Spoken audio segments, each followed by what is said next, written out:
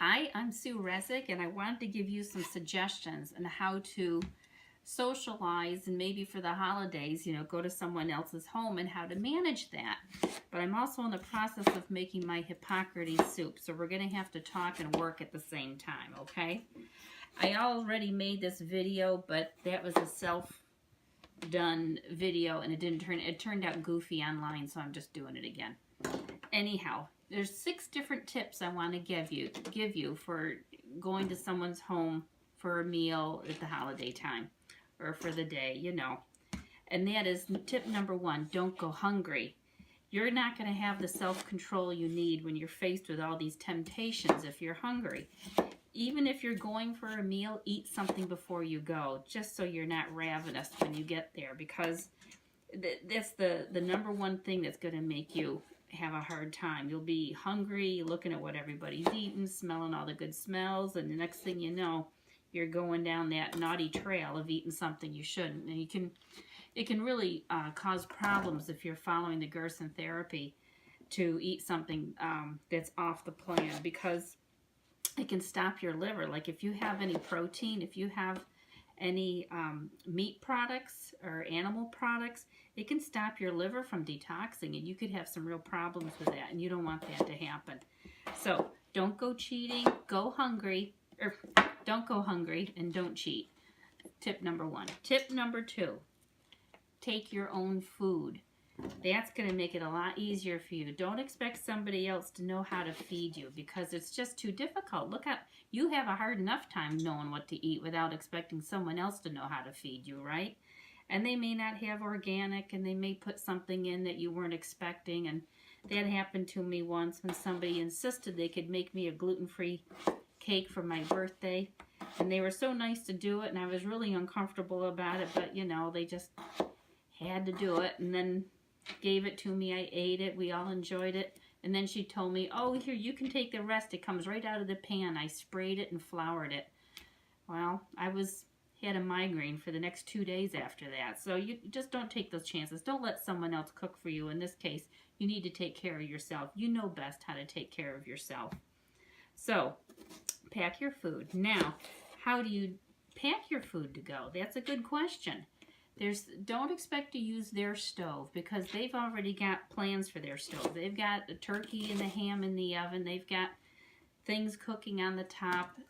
What you can do is either plan to eat something room temperature, or you can reheat your own food in a crock pot. Just have some little dishes that can fit down in there, or maybe wrap it in parchment paper and set it down in. There's a couple different ways you can do that, but putting it in a crock pot, you don't even have to have it in the kitchen. It doesn't have to be underfoot. You can just set it up in a bedroom somewhere and let your food warm up so that it's ready when you need it for the dinner time. That's what I did at Thanksgiving time.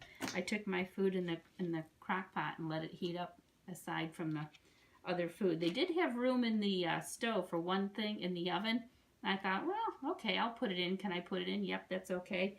Well, we go through the buffet line, and there's my dish of food sitting out for everybody to eat. And I'm like, oh no, that's mine. And I had to grab it back.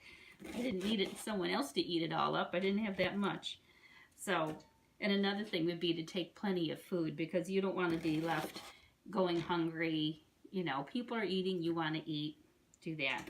Now, another thought is to make your food look nice. You can make yourself a real nice little appetizer plate, just alternating slices of apple and orange and a little pile of grapes in the middle. It actually looks real pretty. I've done that before for parties, and all the kids wanted to eat my food because it looks so pretty. And it doesn't take that much more work just to layer it on a plate, as opposed to just throwing it on there or putting it in a baggie. So you can alternate those slices and make your plate pretty of a little appetizer snack. Dinner, you could fix yourself a really nice baked potato. Just have it already baked. You're just reheating it in your crock pot, and have some awesome sauce. That would make a nice gravy or sauce to pour over your baked potato. I think that would look good. You'd have your baked potato with the sauce. You can have a cooked vegetable on the side, something that you're just reheating, green beans or broccoli or something, and then and have a salad to go with it. That's a nice meal. That's decent. It looks like normal food. Everyone's going to see you're eating normal food. That's good. Anything else? I think that's it for that tip. That's for taking your own food. Now, if you're taking a dish to pass, this would be tip number 3.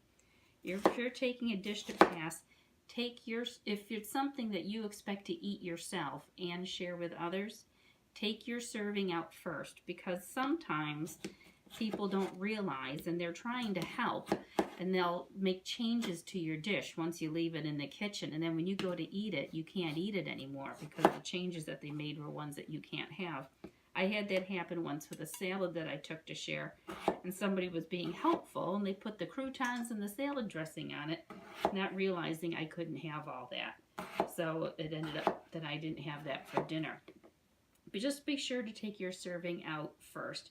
If they don't mess with it and you can go back for seconds, hooray for you, but just make sure you get your first, okay? That's a way of watching out for yourself. Let me see. Oh, tip number 4, don't skip coffee breaks. It could be a long couple days if you miss one of your coffee breaks. You might think, oh, how am I going to do that? Well, you don't have to take a full-fledged coffee break.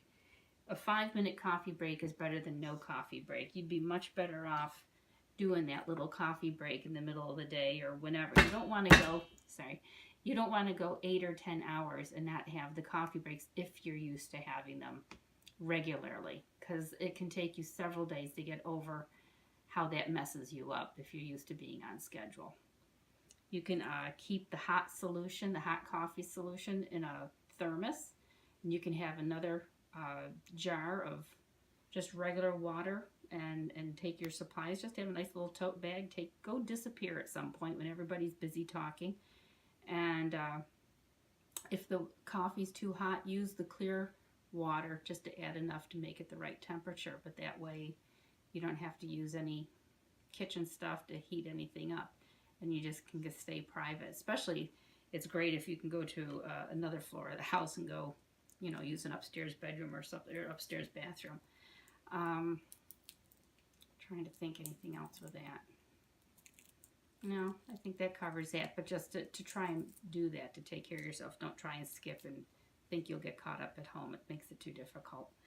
And then number 5, you can take your carrot apple juice or your carrot juice. That's something you can pack and take with you, because those juices are able to be stored 3 hours, they say in Gerson. And if you're going to be gone for the day, well, we might be storing it longer than 3 hours, but having it a little bit older on a holiday like that is better than not having it at all. So you can do that. Your green juices, you have to drink them fresh. So, just drink all your green juices before you go. And then take your carrot and carrot apple juices with you. Let me see. And number 6. Now, this one's interesting. This one's not so much physical as it is emotional. And this is kind of protecting yourself from all the questions. People can be curious. They can be genuinely concerned.